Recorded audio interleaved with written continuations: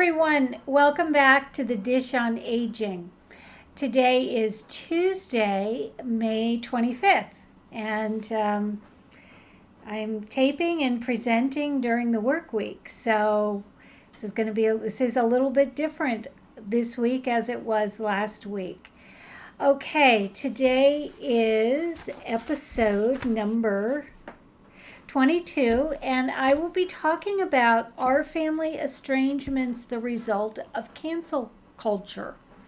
We've been hearing this past year a lot about cancel culture, and what that is about is sort of with so much social media, it's easier to engage in a cancel culture where it's almost like a social movement to show a disagreement with a person, with a Twitter account, with a Facebook page, with a TV show, maybe an actor or actress or a public figure who may lose their job. The idea being is it's a very dramatic and across the board show of disagreement with something the person has done or said. And it's also supposed to perhaps try to socially manipulate or influence the culture as well.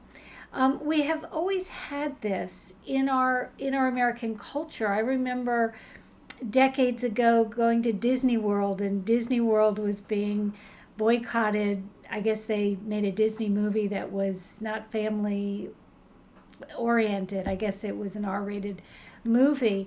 And I didn't even know that was in place, a boycott of Disney World. And I had just come back from vacation there. And somebody said, well, why didn't you boycott Disney? And I said, because I love Disney. Why? What's the boycott about? And somebody explained to me it was kind of a social movement, and Americans were saying as almost like a punitive and trying to influence Disney in the movies they were making. No, quote, nobody was going to go to Disney. And I said, I wish I'd known that, because I had to stand in line. My complaint about Disney is it's such a wonderful place. You have to wait in line for a long time to get dinner. I said the week before I left for Disney, I would have been distributing flyers about the boycott just so I could get up closer in line when I went to dinner. So kind of my kind of sense of humor about a boycott, about something that I actually have a fun vacation place for me to go to. So we've always had the either formal boycotts or sort of informal. I had a friend of mine that would always say, well, the last time I was in that restaurant or in that store, one of the employees treated me rudely. I don't think any of us should go there again. And that was important for my friend to do, to try to influence who was going to go to that store or go to that restaurant. I just wasn't into it. If I liked going to that store or that restaurant, and I would go anyway. And besides, things upset my friend that did not upset me. So we had different ideas about things. But there's been a lot of talk now about, it's been pretty dramatic, about the cancel culture in a very, very public way that we're seeing like every few weeks. Somebody got fired from a job because of something they said. And it's something very objectionable to begin with. So I wanted to talk about this cultural concept, and as it relates to the psychological or family phenomenon of family estrangements. During this pandemic year, I was hearing a lot about, in the general public media, about family estrangement, and the questions were being asked, are people, just because of who you might have voted for in the last election, a lot of political conflict out there, was this contributing to family estrangements? I guess there was an elected official whose family, many people in his family wrote a public letter saying they were disowning him. They were all adults because of how he voted on some political view. And I am sure that since the beginning of our country, that there have been elected officials who've had family members say that to them, maybe not in such a public way, but privately saying, if you don't vote how I want you to vote, on this particular piece of legislation, I'm never going to talk to you again. I'm sure that that has always been part of the challenge of being an elected official in America. So I wanted to talk about family estrangement, and then I just did a Google search earlier today because I remember reading a couple of months ago a news article where a reporter was interviewing a sociologist from Cornell University to shed some light on sort of our current culture and family estrangement. And then I was like, oh my gosh, the world has been talking about this topic quite a bit in the last year. There was a January 2021 article in The Atlantic written by Joshua Coleman about the title of the article was "A Shift in American Values." He believes is increasing family estrangements, and he wrote a book about it, and then he also talked about it in the Atlantic article. Also, it's Karl Pillemer, sociologist from Cornell, was interviewed by the New York Times in September of 2020, talking about family estrangements in today's modern world. And both of them are, Joshua Coleman is actually a psychologist who now specializes in the treatment and research of family estrangements, and Dr. Pillemer has been researching at Cornell family estrangement for a couple of decades. So I'm going to summarize what they have been talking about. But before I get to that, I want to hear what my dearest friend Gamma S has to say about the topic. So let's hear. Gamma's had a chance to read some of these articles, and I want to hear what her advocacy position is on the topic of family estrangement and cancel culture. Okay, here's Gamma. Hi everyone, Gamma S here. I'm down at the beach. I'm getting ready for the holiday 3-day weekend coming up. And of course, I just think these are great topics that are talked about by Dr. Sweeney on in the Dish on Aging. And something that's very important that one of the researchers talked about, which is something I remember from when I was growing up, and that there were some family problems that families didn't always address, and families still got together regularly, and it might have been healthier for people if they were being targeted by verbal abuse. Sometimes it would be an in-law, constant criticism. Sometimes it would be a parent, a grandparent.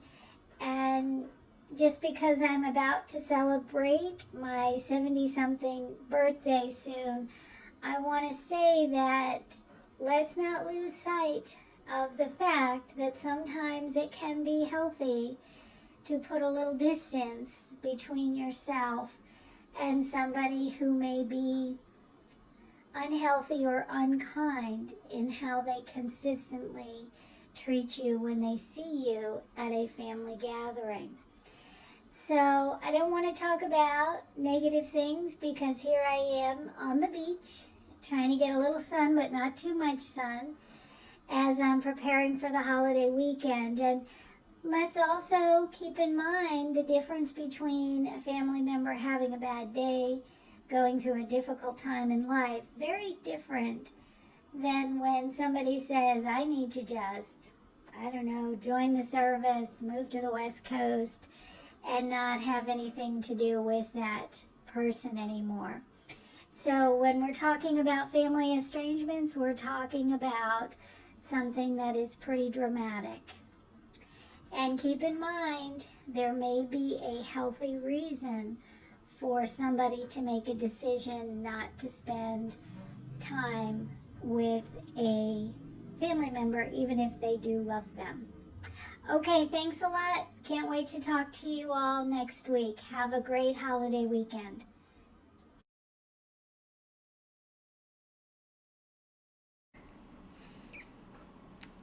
Okay, Gamma, yes, you are exactly right. That is one of the most important aspects that both of the writers, that the sociologist from Cornell and the psychologist from, I don't know where he's from actually, Joshua Coleman, one of the things they talk about that first of all, the question is there's not been a whole lot of research about family estrangements, what causes them, what contributes to family estrangement, but there has been a little bit. And one of the things that the researchers find is some of the number one reasons for family estrangements are parents have been, when the children were young, there was a problem with the parenting, abuse, neglect.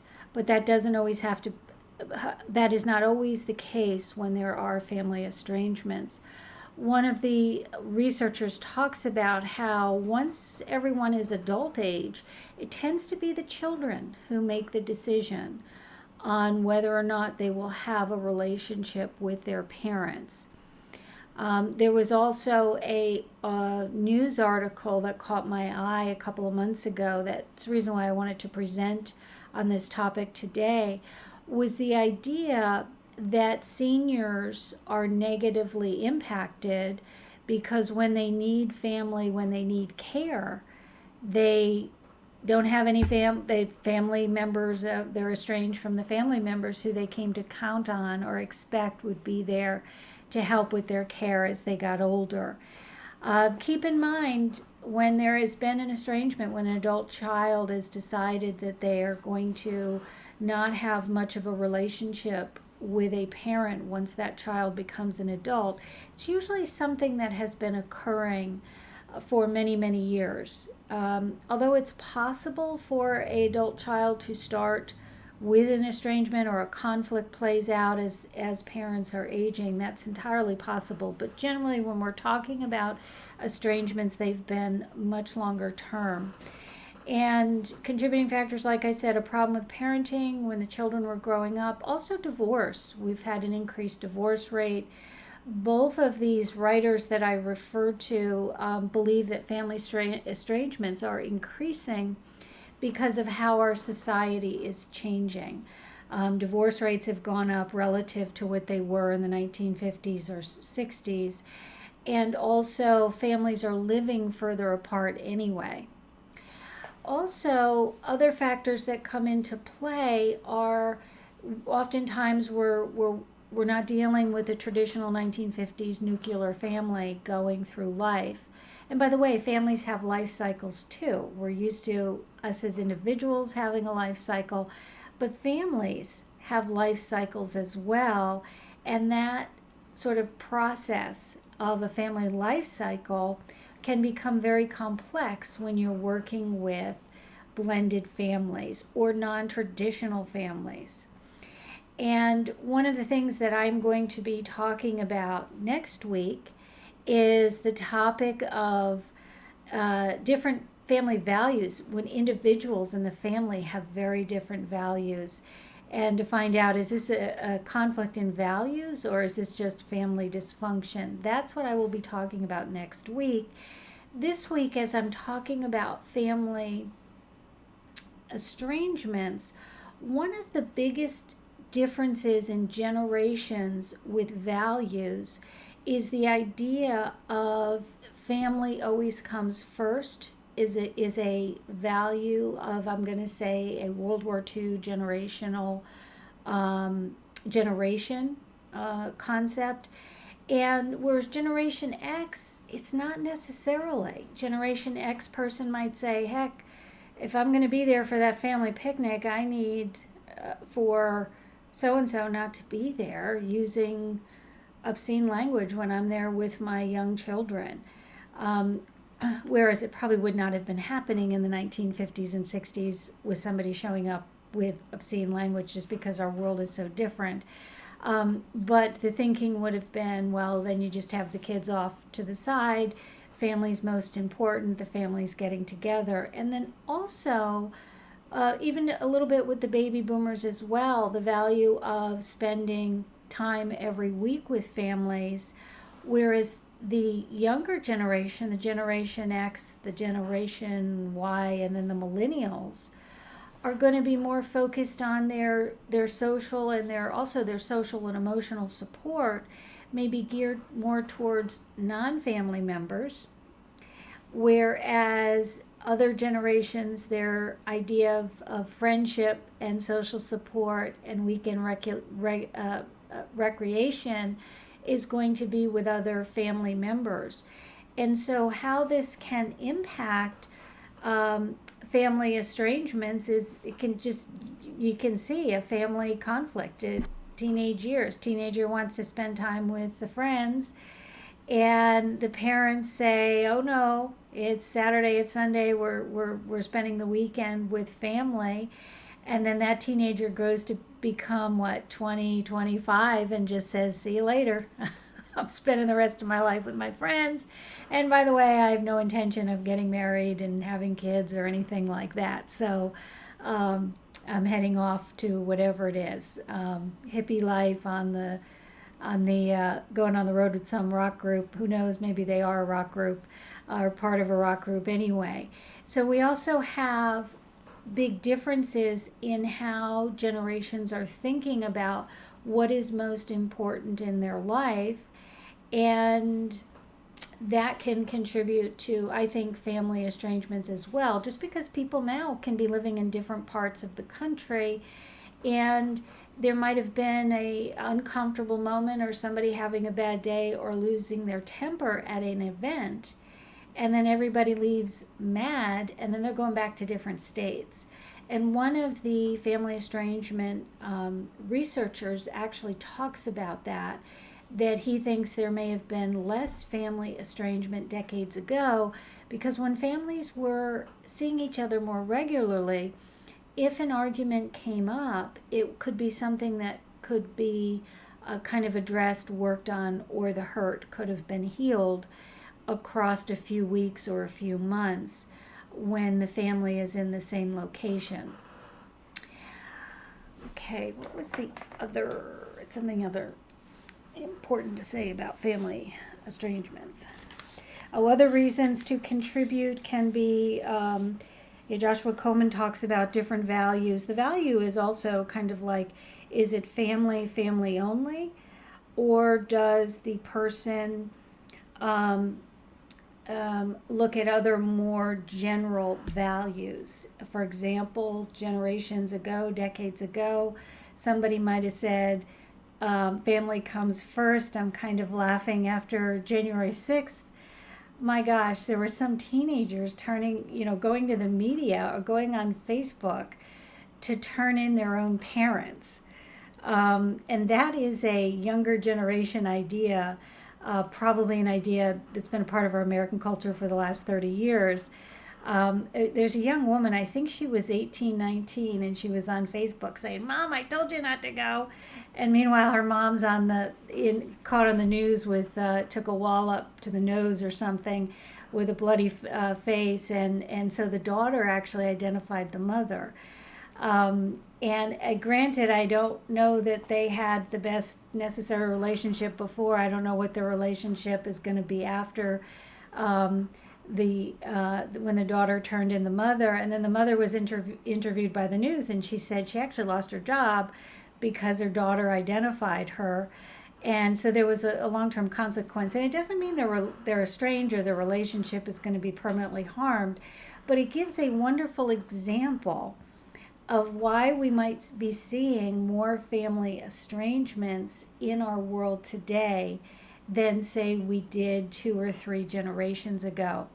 Also, one of the researchers on family estrangement said, the good news is that we're not over-focused on family to a fault like we might have been in the 1950s and 60s.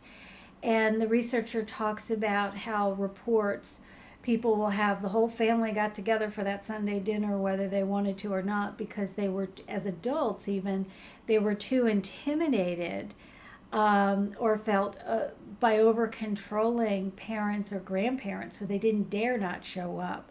So it's probably healthier now that adults have more of a say in whether or not they're going to spend time with family or not. So, in closing, as we are dealing with family estrangements, I want to talk about how family estrangements impact aging. One of the things that is a red flag for a senior being at risk for elder abuse is if an estranged family member suddenly appears into their life. And usually it's someone that nobody has seen for decades, and all of a sudden they're available. They're usually moving in with a vulnerable senior, vulnerable meaning someone who needs help with care. And that is a red flag for elder abuse. Usually the person might have been estranged from the family because of difficulty, a lot of reasons, difficulty holding a job, not being able to pay their rent now, and maybe a substance abuse problem, maybe current, maybe past. But just having an estranged family member showing back up into the life of a senior, it can be a serious red flag. And I encounter this in my work. You really have to look not even so far. You don't even have to look far to say, gosh, I can't help but wonder what that person's motive is, and is this safe or healthy for the senior to have that person who they haven't seen for decades moving into their house? And the answer is probably not. So that's one way that family estrangements affect seniors. I think also it can, it can be heartbreaking. One of the researchers talked about that the estrangement decisions tend to be made by the younger family members rather than the older family members. So it can be a grieving process. It can be a sense of loss.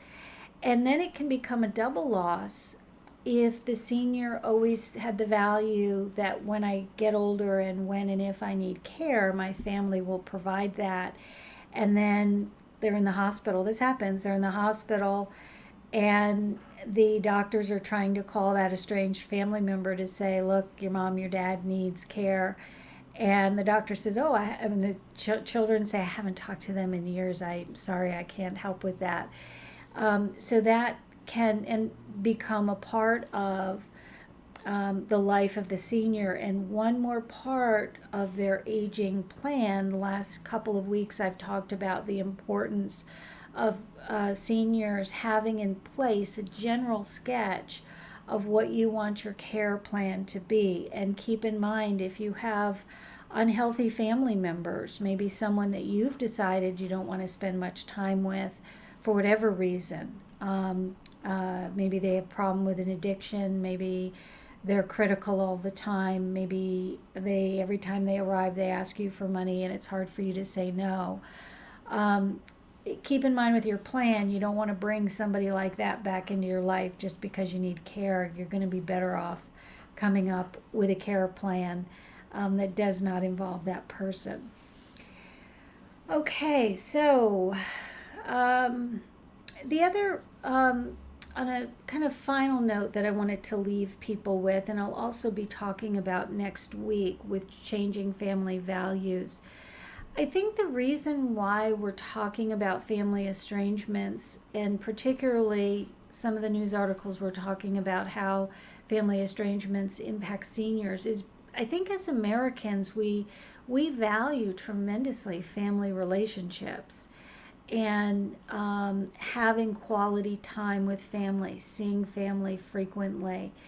And one of the things that is going to be important for us all to realize is that we might not have, in fact, we do not have control over what family members want to spend time with us as adults, get to know us better as adults. But one of the things that we can work on in ourselves, if we want to minimize conflict within families, is to work as hard as we can to be as loving and supportive and kind at all times to all people. because a contributing factor also with family estrangements is just making a decision to stay away from a highly critical family member. And that's what comes into my day-to-day life. Somebody may or may not even realize that they're coming across as critical. They're just giving good advice that wasn't asked for. So one of the things we can do to help to have healthier and happier relationships with our family, because let us not forget, we did not choose our family. We choose our friends, but we did not choose our family. We also don't choose who our family decides to bring into our family. So we don't choose who they are going to partner with. We don't choose whether or not they're going to bring in a blended family, children from a previous marriage of a current partner or current spouse. And we can work to have a happy and healthy family if we can be loving and kind and accepting of everyone who is brought into the family. And I know everyone's saying, well, I will with everything except for that. They come in with a t-shirt supporting whatever, that music group or that political point of view, it's game over. And also, it can be important. I've seen healthy people say, well, if that one shows up to that picnic talking about whatever it is, how the whole world needs to be vegan or the whole world needs to be carnivores, then I'm going to lose my temper, so I'm not going to show up. And that can be important too. Be graceful if you think that you're not going to be able to keep your temper at a family event, then it just kind of gracefully just bow out of attending. And I'm kind of smiling as I said this. This weather is getting so nice. Gamma-S is on the right track. She wants to be outside getting her sun.